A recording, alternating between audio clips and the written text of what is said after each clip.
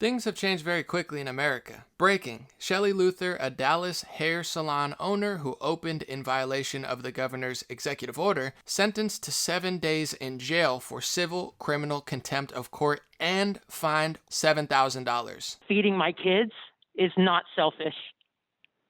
I have hairstylists that are going hungry. Nothing screams financially helping citizens like fining them for trying to keep their business open so they could keep food on their table and get money. In this case, the judge gave her a chance to apologize. That you now see the error of your ways and understand that the society cannot function where one's own belief in a concept of liberty permits you to flaunt your disdain for the rulings of duly elected officials. That you owe an apology to the elected officials whom you disrespected by flagrantly ignoring and in one case defiling their orders, which you now know obviously apply to you. That you understand that the proper way in which in an ordered society to engage concerns which you may have had is to hire a lawyer and advocate for change, an exception or an amendment to laws that you find offensive. That you publicly state that this is the way that citizens in the state should behave. And that you represent to this court that you will today cease operation of your salon and not reopen until after further orders of the government permit you to do so. This court will consider the payment of a fine in lieu of the incarceration which you've demonstrated that you have so clearly earned. Is there anything that you would like to say? But Shelley Luther did not want to apologize. Judge, I would like to say that I have much respect for this court and laws, and that I've never been in this position before, and it's not some place that I want to be.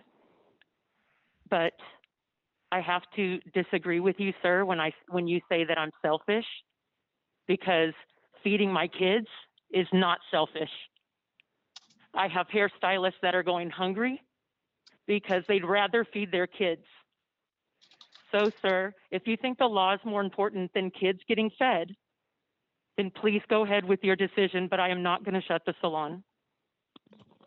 I think what she's saying is completely understandable. I mean, there's tens of millions of people losing their job, losing their business, losing their salaries, not having access to health facilities like gyms and spas that keep people healthier. I mean, this has been an absolute nightmarish situation, whichever way you want to spin it, but I guess this is America now. In Michigan, another citizen wanted to give their perspective on the shutdown. I just asking for my dignity back. I want to work. Just allow me to work as a man of color. I don't want any handout. Taking handout to me and just giving me free stuff, it takes away my dignity. At the end of the day, I want to feel good about myself, that I work and pay my own bill. Why should I depend on other people to take care of me? Okay. You know, and I feel strongly about that, and I believe those values came from my belief that I am created in the image of God. What an answer. What a beautiful answer. I have one final question today, and it's, how are you enjoying your free trial of socialism? It never works. I am originally from Trinidad and Tobago, and I live very close to Venezuela, just 7 miles. And I saw what socialism did to that country. Our small island of Trinidad and Tobago is flooded by Venezuelans because of socialism. You know, it never works. Man is created to work and take care of themselves, not to depend on anyone to pay their bills. And this is what I believe, and I'm going to die for that. I am going to die for that. Once again, making total sense. There's tens of millions of Americans who feel this way. There's tens of millions of Americans who are losing everything that they've worked very hard to build over the last 30, 40, 50 years due to forced government shutdowns and forced government mandates, off of the speculation that they would lower hospitalizations, which they were completely off on, and they actually bankrupted the hospital industry in many senses and tens of thousands of nurses are being laid off because they canceled elective surgeries, which can also have an impact on your health, of course. They're not talking about what happens when you cut off the poor and the middle class from being able to go to work, go to gym, get out of their house, which may not be a healthy environment, and live a normal schedule. We know in Italy they live longer than most places in the world because they have social cohesion and a community. They get outdoors and sunlight. Cut all that off, what do you think happens? Well, don't ask that question because that part of health is not allowed. Remember this clip I just showed you? Governor Whitmer and Jake Tapper seem to hint these are racist neo-Nazis that just can't hold back their racism during the pandemic. These protests came after President Trump tweeted, liberate Michigan. He tweeted, quote, the governor of Michigan should give a little, put out the fire. He said that these are very good people about the protesters that were featured in the video, to which the executive director of the Jewish Democratic Council of America, Haley Sofer, who is from Lansing, Michigan, she compared those comments to President Trump referring to those marching alongside neo-Nazis in Charlottesville as very fine people. Is that how you see these protesters, in that vein, in that extreme? Well, some of the outrageousness of what happened at our Capitol this week, depicted some of the worst racism and awful parts of our history in this country. The Confederate flags and nooses, the swastikas, the, behavior that you've seen in all of the clips is not representative of who we are in Michigan. And the fact of the matter is, we're in a global pandemic.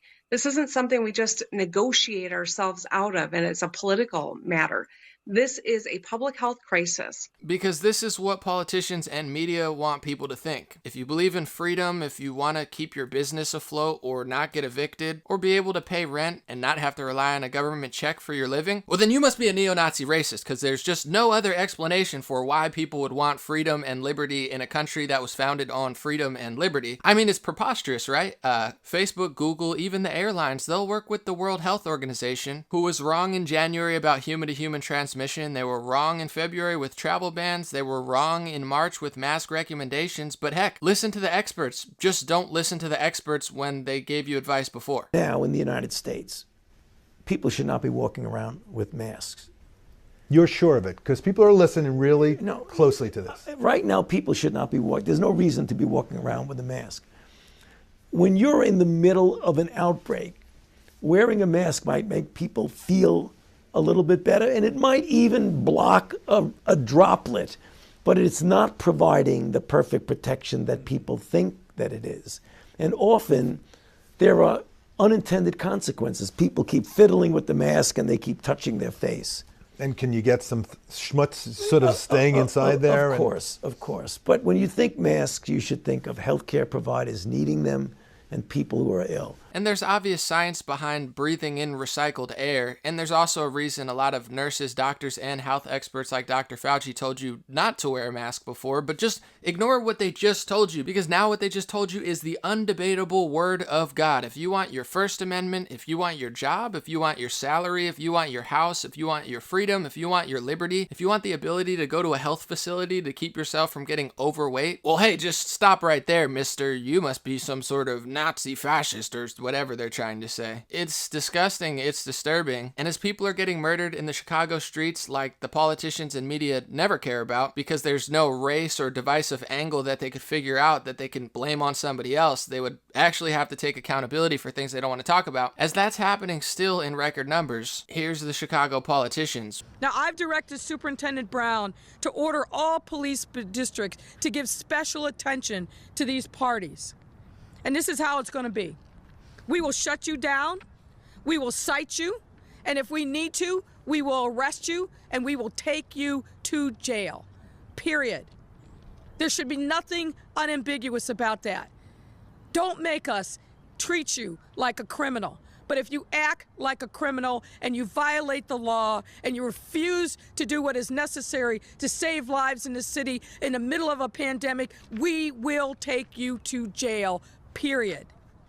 We'll arrest any innocent civilian for resisting our tyranny. It's getting wildly out of control. You now have what is pretty much a government-forced Great Depression, which when it's all said and done might be the worst financial, economic, and health dilemma of the last 150 years. And they're not saying on television that everybody who dies with COVID-19 died from COVID-19 in the death count, even if they're 100% sure that they didn't actually die from COVID-19. Technically, even if you died of a clear alternate cause, but you had COVID at the same time, it's still listed as a COVID death. So everyone who's listed as a COVID death doesn't mean that that was the cause of the death, but they had COVID at the time of death. I hope that's helpful. The intent is right now that if someone dies with COVID-19, we are counting that as a COVID-19 death. Can you be sure? I mean, you hear from coroners that that's not necessarily the case. Now, people that still have common sense would figure out, well, if they did that to the common cold or any other virus, you'd have astronomical numbers in the hundreds of thousands. But don't think, just keep watching the television and people wearing a mask, we're in it together, your favorite celebrities. Don't ask the critical questions. Don't question if the Bill of Rights is important. Heck, the Bill of Rights is even above some governors' pay grade. By what authority did you nullify the Bill of Rights in issuing this order? How do you have the power to do that? That's above my pay grade, Tucker. So I wasn't thinking of the Bill of Rights when we did this. We went to first of all, we looked at the data and the science, and it says...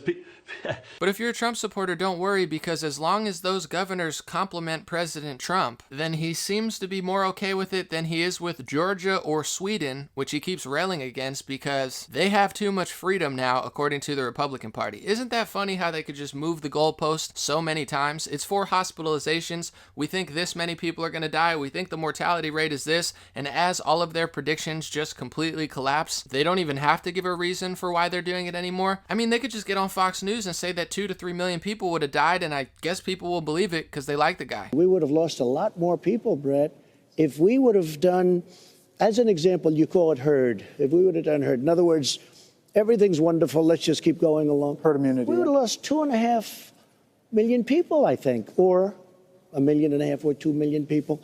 No, I think I think the American people have done a good job. This is a tragic situation. So this is the new America now. Ignore the fact that 3 million people die every year from things like diarrhea and alcohol. Ignore the science behind sunlight and staying indoors and not having a schedule and eating too much and exercising not enough and not having social interaction and not having a schedule to get you out of your house. Just ignore all that science and health because, I mean, they didn't tell you to think about that. What happens if you function throughout society like a normal human being and actually exercise and go to events, or you just sit inside and aren't really allowed to do anything for a year? Which version of you do you think would be healthier? Wait, don't ask that question. They didn't tell you to. All they could do is just take credit for anything good that happens, and I guess we're all just supposed to believe it and not question it whatsoever. And to the people who say you don't have a medical degree, don't worry, the ones who do. Like the Nobel Prize winner who discovered HIV, he has some thoughts on it, but just not the right thoughts, so they won't listen to him. There's other Nobel Prize winning scientists who say to open up. There's somebody on the front lines of Bronx who got COVID-19 and his kids got COVID-19.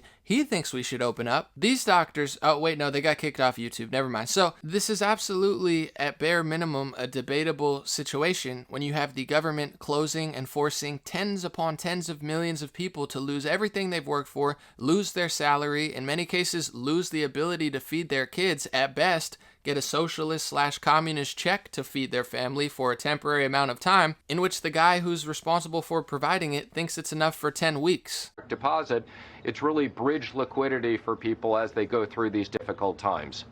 Bridge liquidity for about 8 weeks? Well, I think the entire package provides economic relief overall for about 10 weeks.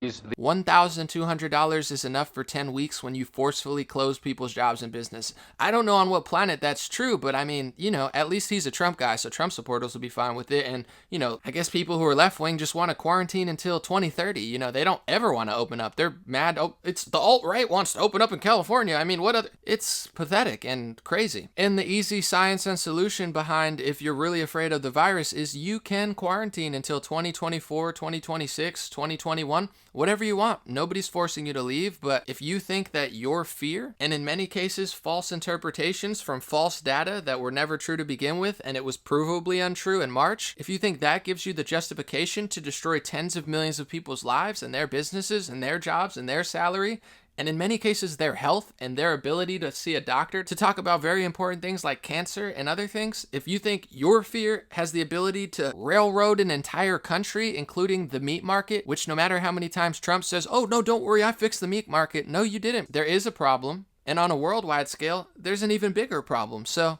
obviously, shutting down entire industries is going to bankrupt people. It's already happening across the country, to big businesses, to small businesses. But don't worry, he's got it under control, I guess, because he said so. No, you can't shut down the country forever. And in fact, you can't really shut down the country for a couple months without affecting people in this way. And they're never going to do a study to find out. Maybe they destroyed the health of this country more than they ever helped it. Maybe they destroyed hospitals more than they ever helped it. Maybe they killed more people than they saved. Maybe in the long run, they did 10, 20 times as much damage, not just financially, but health-wise, as they did to help. You don't know that that's not true. You don't know that they helped. You're just assuming the same people who told you not to wear a mask and to wear a mask, that it isn't transmissible, that it is transmissible, that you can't catch it twice, that you can catch it twice.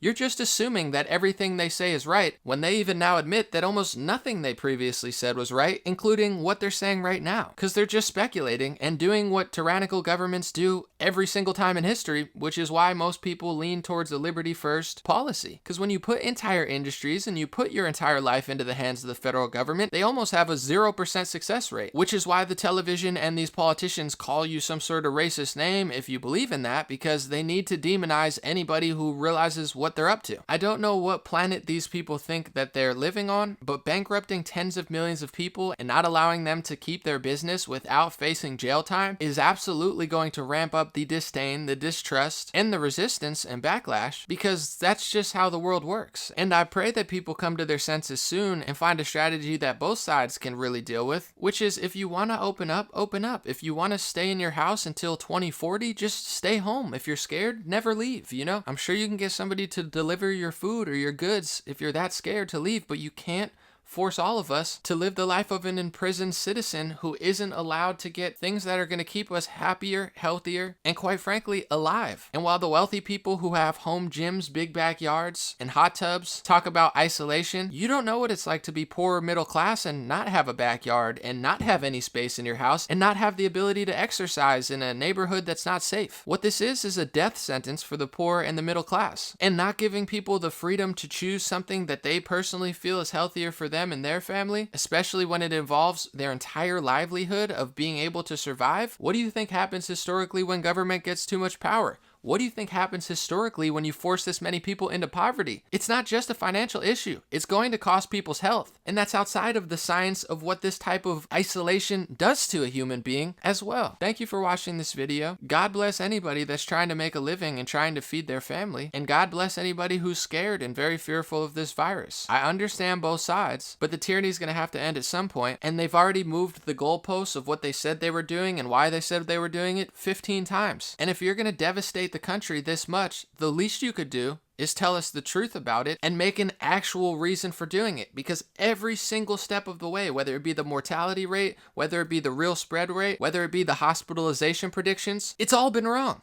And they just never apologize or correct themselves. They just move to the next lie or misinterpretation and act like they don't have to do that. God bless you. Have a wonderful, wonderful week. And disagreeing with me or Shelley Luther is one thing, but trying to make it illegal and censoring anybody who disagrees is beyond tyranny. At least have a debate. At least listen to both sides. This has gone way too far, and millions of people know that. Have a good day.